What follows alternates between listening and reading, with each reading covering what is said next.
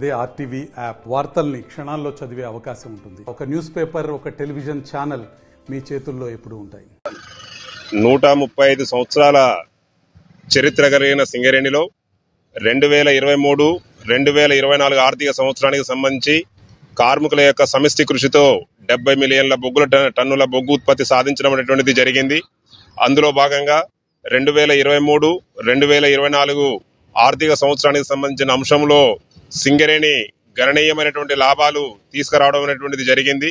మరి కేసీఆర్ గారి యొక్క ప్రభుత్వ పరిపాలనలో 2022-23లో ఏ రూపంగా అయితే లాభాల వాటను ప్రకటన చేశారో కాంగ్రెస్ ప్రభుత్వ పరిపాలనలో కూడా అదే తరహాలో లాభాల వాట ప్రకటన చేస్తారని చెప్పేసి కార్మికులందరూ కూడా ఎంతగానో ఎదురు చూశారు.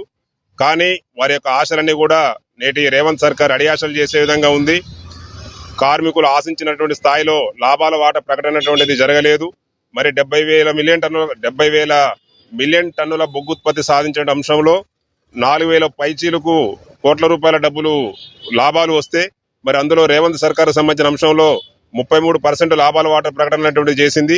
ఆ 33% అంటే 1,500 పైచీలకు లాభాల వాట రావాల్సి ఉండగా కేవలం 700 కోట్ల మేరకే లాభాల వాట ప్రకటన చేయడం అనేది తెలంగాణ బొగ్గు గని కార్మిక సంఘం తీవ్రంగా ఖండిస్తుంది. దీనికి సంబంధించిన విషయంలో వాస్తవిక లాభాలను వెంటనే ప్రకటన చేసి కార్మికులకు రావాల్సినటువంటి లాభాల వాటను త్వరితగతిన ఇప్పియాలని చెప్పేసి తెలంగాణ బొగ్గు గని కార్మిక సంఘం డిమాండ్ చేస్తుంది.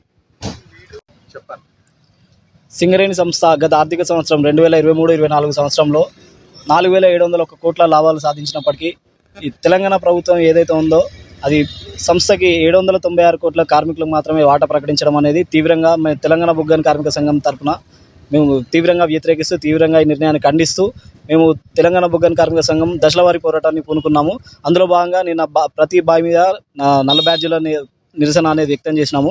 దానిలో భాగంగానే రెండో దశ కార్యక్రమంలో భాగంగా ఈరోజు తెలంగాణ బొగ్గు గని కార్మిక సంఘం ఆధ్వర్యంలో దిష్టిబొమ్మల దగ్ధం కార్యక్రమం అనేది పూనుకున్నాము.